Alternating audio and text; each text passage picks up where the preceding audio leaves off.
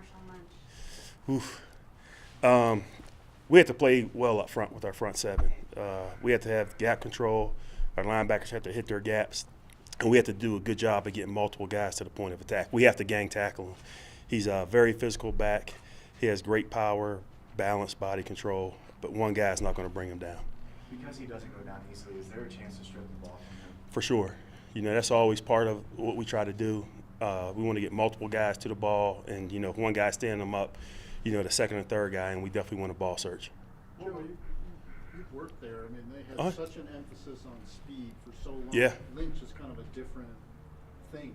Yeah. Is he not? Yeah, well, I mean, he can do it all. I mean, he can run. He has the balance. Again, he has the power. He's a violent runner.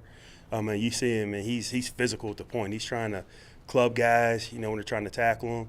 So we're going to have our hands full with just speed, effort, getting multiple guys to the point of attack. You don't think he changes sort of their overall look on offense?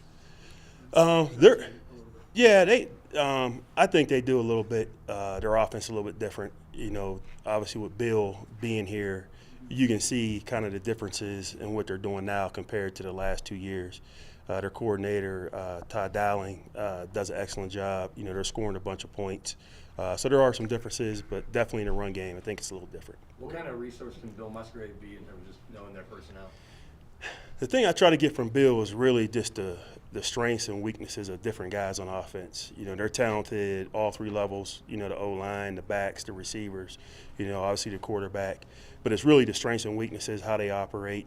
But in terms of scheme, they're a little bit different. So we're going to rely on the tape, what we see, and just get the strengths and weaknesses from Bill. What was it scheme-wise that the Redskins did so well against them, especially last night? Week in and week out in the NFL, it's always about matchups. What type of offense you're going against, the players they have, how you match up against those players.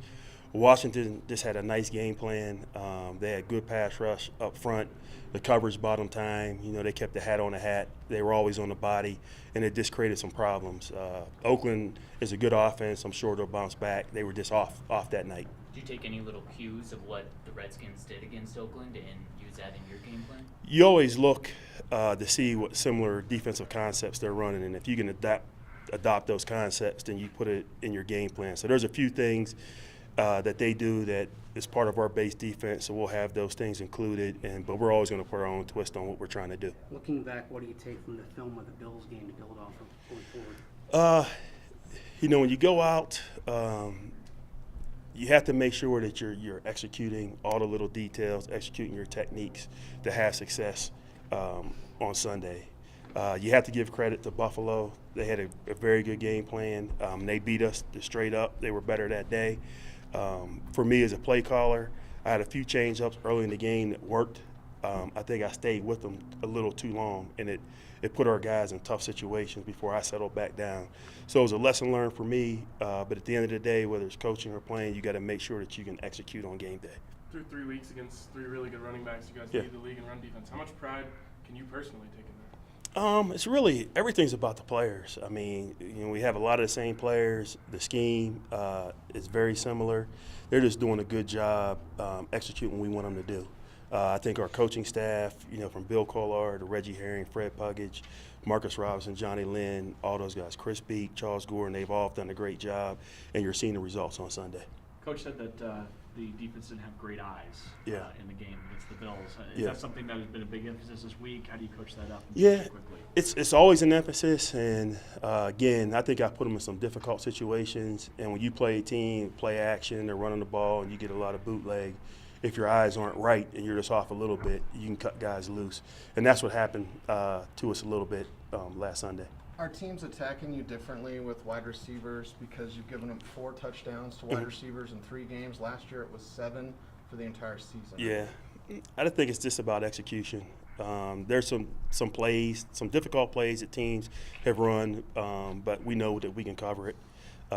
We've repped those plays. Any play we had issues in the game, we always rep it the next week. But I don't think it has anything to do with the receivers or this or that. I just think we just got to play better. You ever have to sort of talk to Will and Justin about if you're a quarterback and you're looking at Akeem or Chris or Bradley, you're probably coming back to them at some point.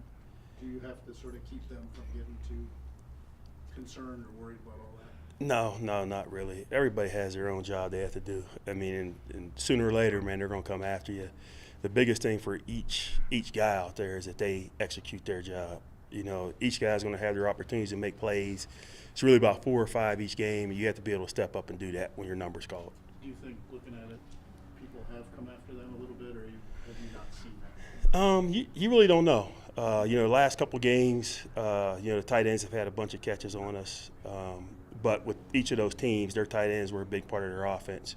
We just had to do a better job of just executing our coverages and playing our techniques. Can Cook cause some problems as well? He's at 13 catches. Oh, yeah. already. Yeah, he's definitely a pass receiving tight end. He's long, he's athletic, he can stretch you down the field vertically. He's good at the top of routes in terms of creating separation. So we're going to have to do a really good job of playing coverage on him. Okay. Yep. Thank you.